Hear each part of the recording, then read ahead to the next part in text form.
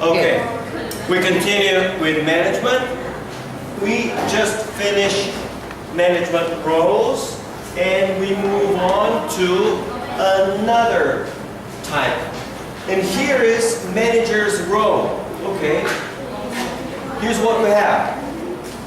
A manager's role is to influence action. In other words, to make other people do things.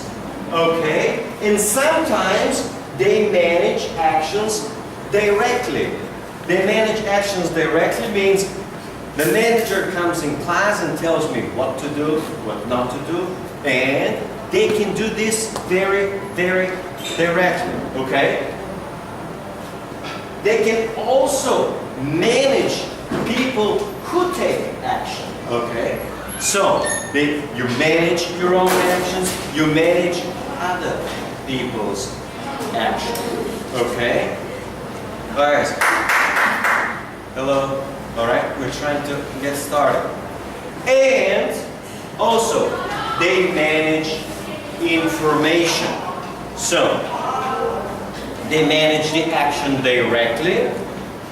They manage the people who do the action, or they manage the information about, or the information that people get to take. So, you can just tell people by giving them information.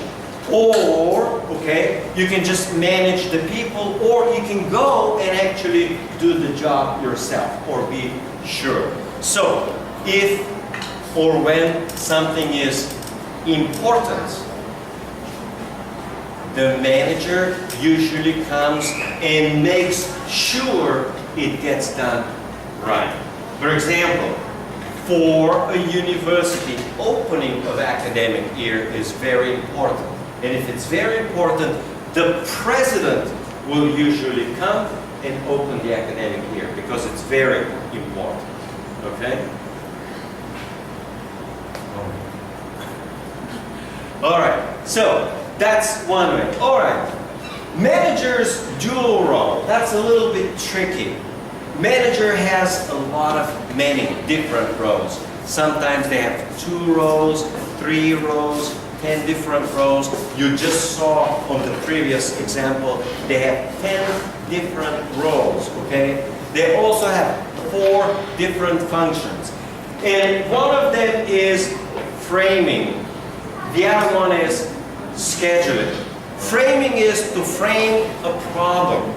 In framing a problem, for example, framing my work as department chair and dean, explain to me, you have to speak more clearly. Our students don't speak native English, okay? They need a little bit more explanation. So framing means we are now in Thailand. English is not your native language.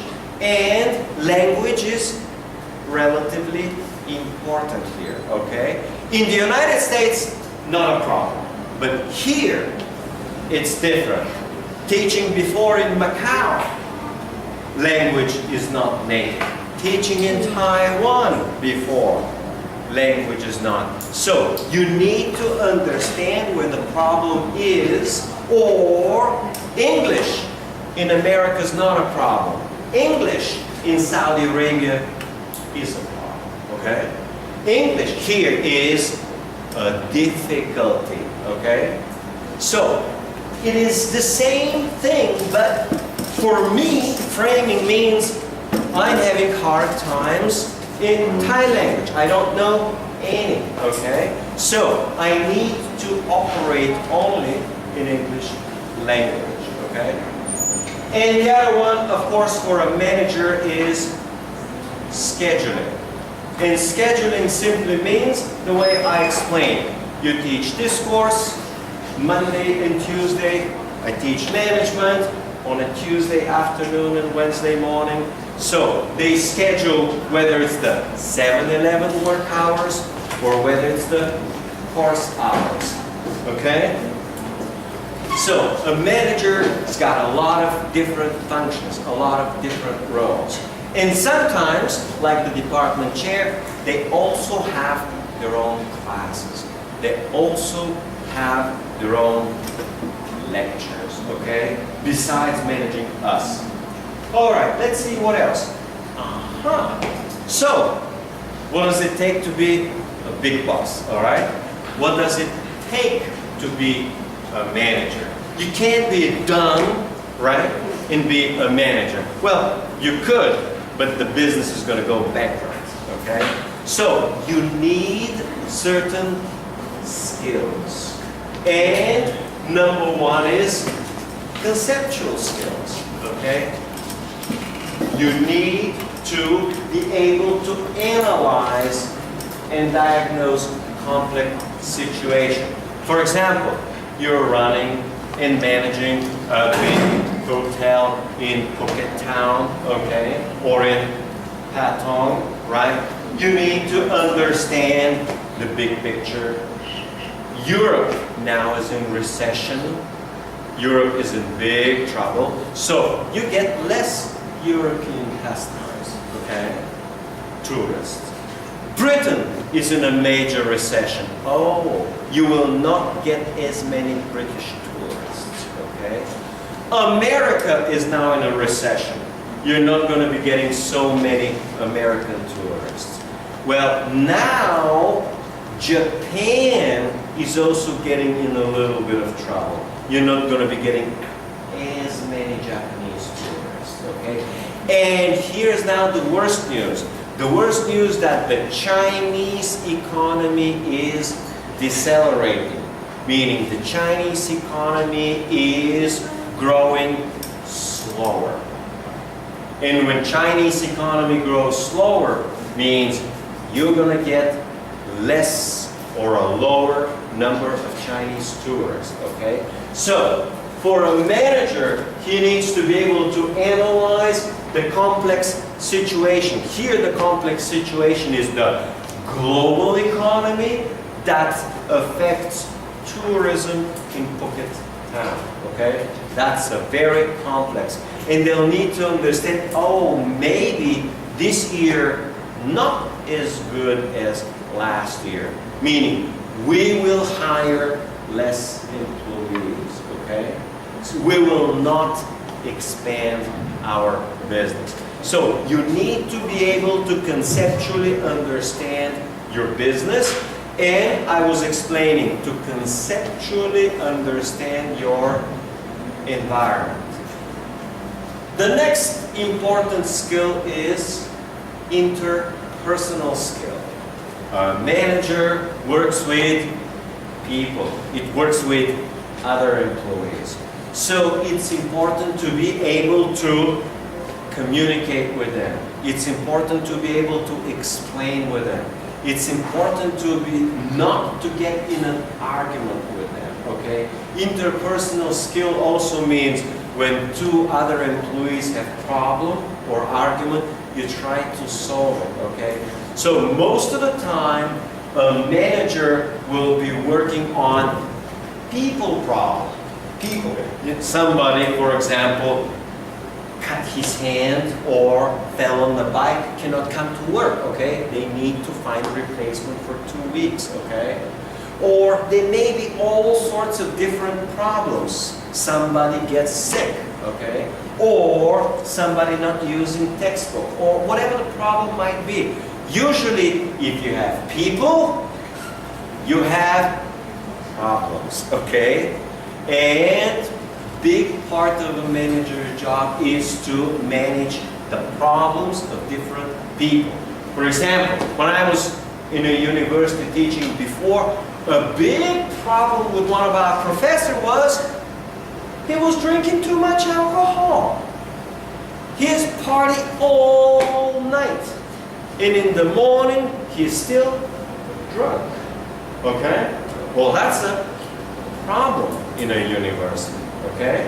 When a professor comes at 8 o'clock in the morning in class, and he is a little bit drunk. Okay? That's a problem.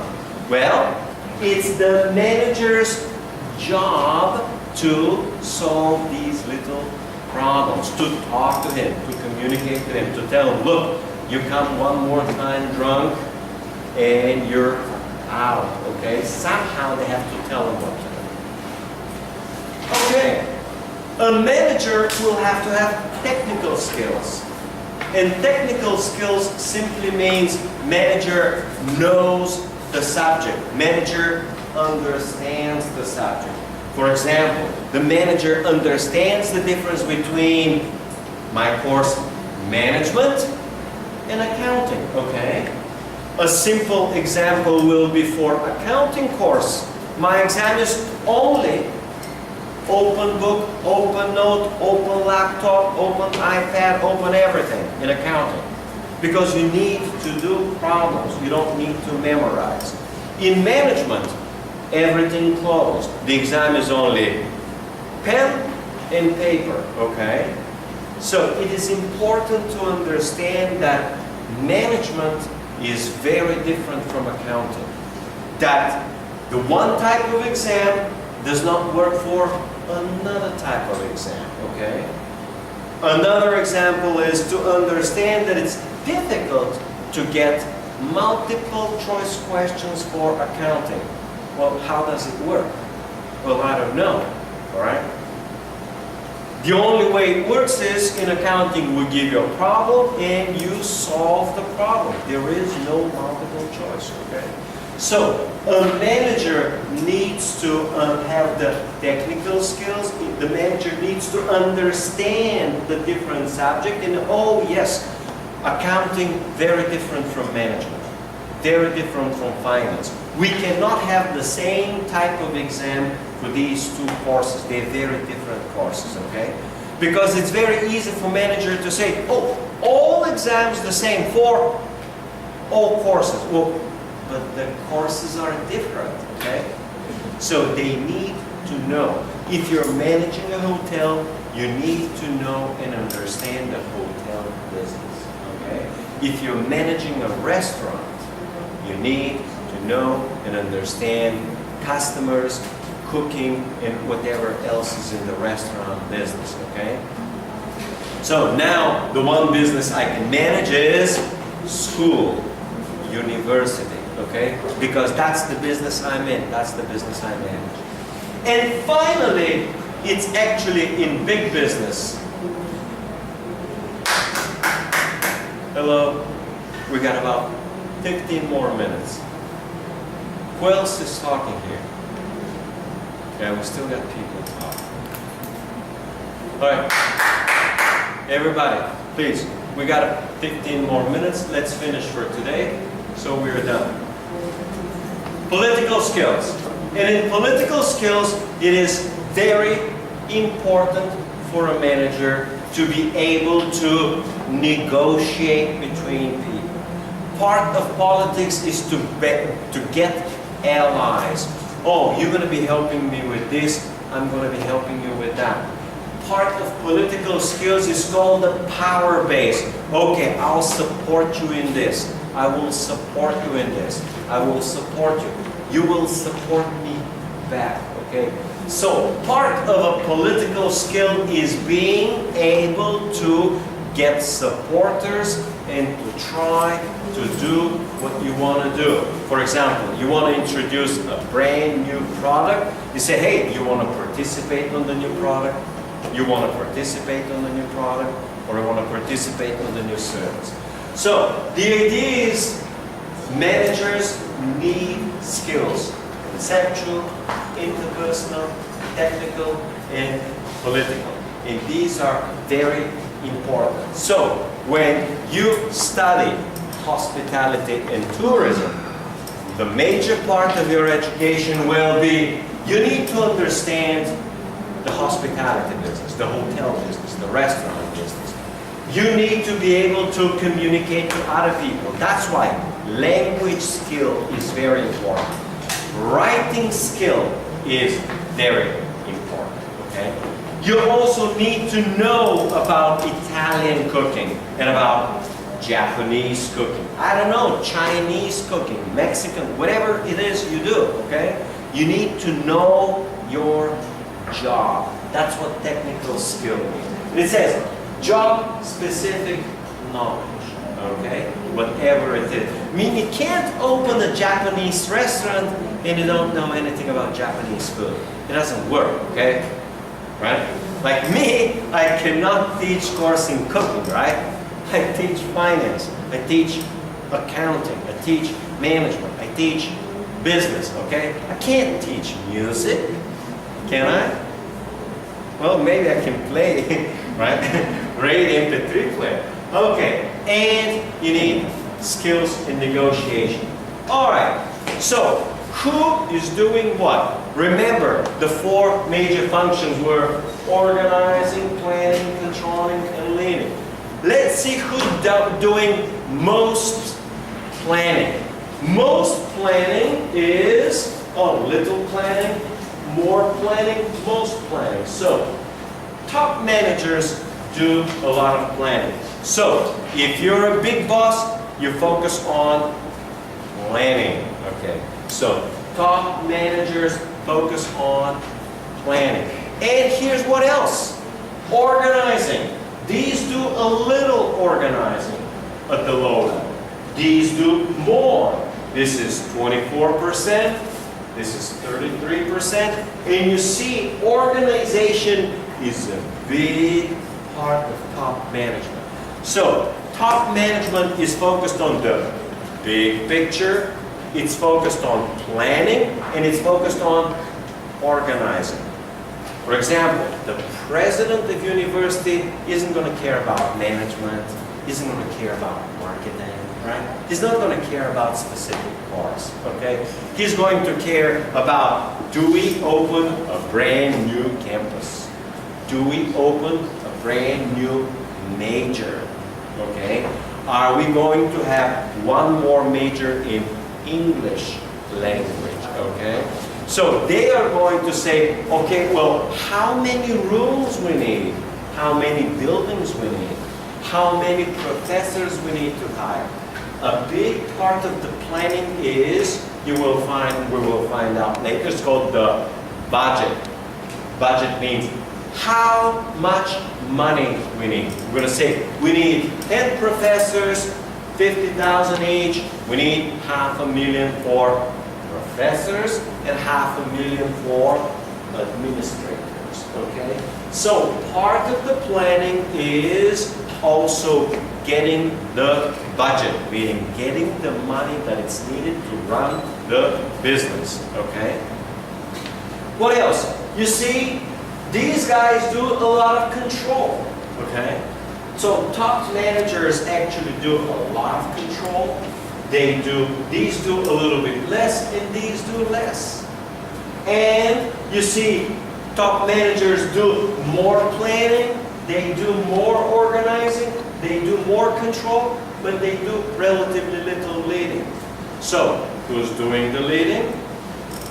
The leading is done by the first level manager, okay? So, the department chair is going to do a lot of the leading, okay?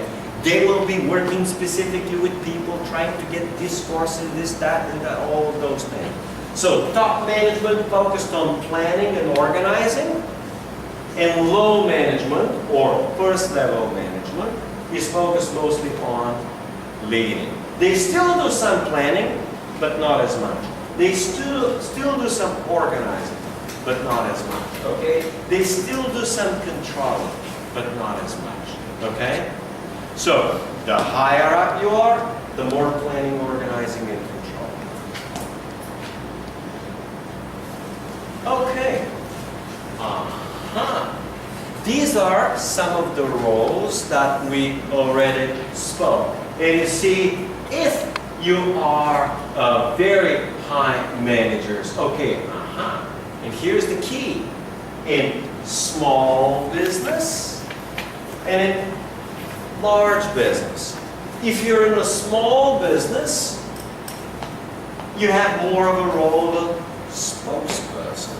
Okay? So, small business means 7 or 8 people. Okay, so the manager is going to be more of a spokesperson. Okay, Let's see. If it's a very small business, 7, 8, 9 people, the manager is going to be also entrepreneur, okay? They're going to be also figurehead. They're also going to be leaders, okay? So the smaller the business, the more the manager, and here it is, becomes a leader, okay? For example, I got a friend, he owns a radio station. The radio station has only about 15 employees. He's the owner, he's got a manager. Well, the manager is acting sometimes as a spokesperson. He's very often an entrepreneur. He says, hey, we can do this program, we can do that program. The manager is acting as a figurehead. He represents the radio, he goes to court, he goes to the media. He's also a leader, so they act. If you're a small firm, the manager has more and more and more roles, okay? And here's the key. If you're in a large firm, the biggest role of a top manager is resource allocation. They say, the budget of this university is 25 million Thai baht. You get 5 million, you get 5 million, you get 5 million, you get 5 million. Okay? And then they say we got 5 buildings. You get this building, you get this building, you get that building. Okay? So the big boss responsibility is mostly to allocate resources. Okay? He's not going to be doing a lot of, disseminating information. The president is not going to do that in the university, He's not going to tell us a lot of things, okay? He's not going to be introducing a lot. He's not going to do. He's the big boss, okay? He's about, okay, are we going to buy more land? Are we going to build a new door? Okay? He's going to focus on the big, important things, okay? So, question? Okay, so the key is you have to understand that managers have different roles in small businesses and different roles in large businesses. And therefore, they're going to have different responsibilities. In a big business, middle management is going to be acting more as a liaison, okay? They're going to be acting more as a monitor. They're just going to be watching us. We're going to do the work. They're just going to watch us. If there's a disturbance, so if you're a big firm, these are getting more important. If you're a small firm, these are more important. Section, we got about 10-15 minutes, right? 1-4. Why is it important to study management? And that's fairly simple. First of all, there is a benefit to it. There is a benefit for you to study management, okay? And there is a benefit to running a business effectively and efficiently. It's just good to know, okay? It is part of life. For example, you may not need to know a lot about trees. You may never have to deal with trees, okay? But you will be either managers or non-managerial employees. If you have your own firm, you're still going to be managers. So, no matter what you do in life, you need basic management skills, okay? Management is also important because if the managers are good, the business is good, okay? So, that's number 2.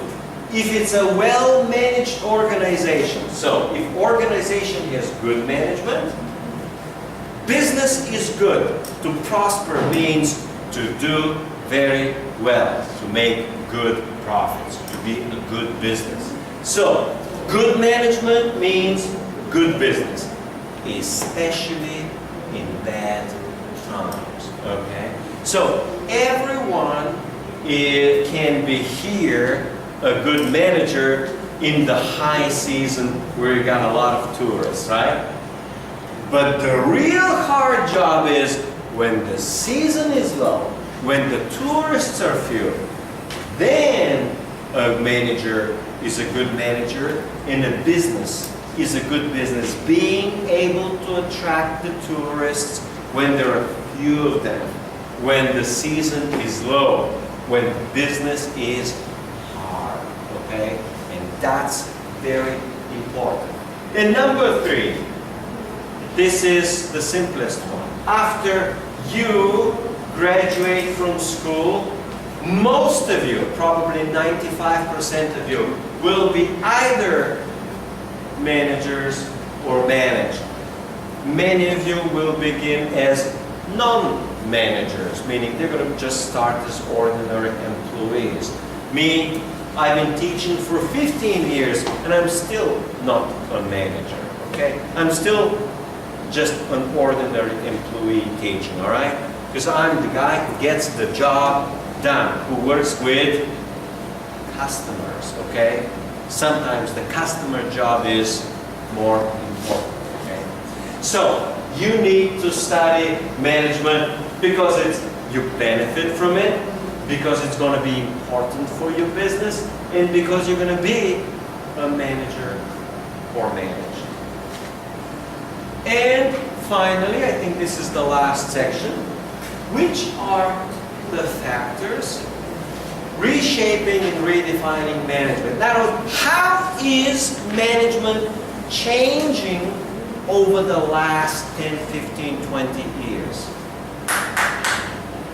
Hello?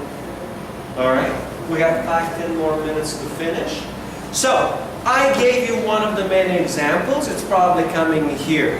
One of the big changes is called globalization, okay? People coming from different countries in here as part of a tourist. Globalization is part of this university. You have professors from Bulgaria, the UK, America, from many other countries. So you got customers who are from different countries. You also have employees from different countries. Oh, you got technology from different countries, okay? You got iPads and Sony camcorders and projectors and computers. So the environment is getting more complex. The environment is getting more international. Very important now, especially for tourism, especially for the hotel industry. The environment is getting more computerized. Everything is now on the internet. Customers are on the internet. All right, let's see what the slide is saying.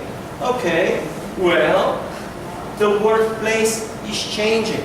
More computers, more technology, more international stuff, okay? More international professors. You also have to deal with ethics and trust. Can you trust an international professor, okay? Are they really going to be good? Are they really going to be teaching? Are they going to be working hard? Are they lazy? Okay? I mean, these are all, well, some are Buddhists, he's Christian. Is religion going to be a problem? Okay? Well, some are Asian, some are European. Is race going to be a problem? Okay? So, you got a lot of different little things to worry about, okay? Education, okay?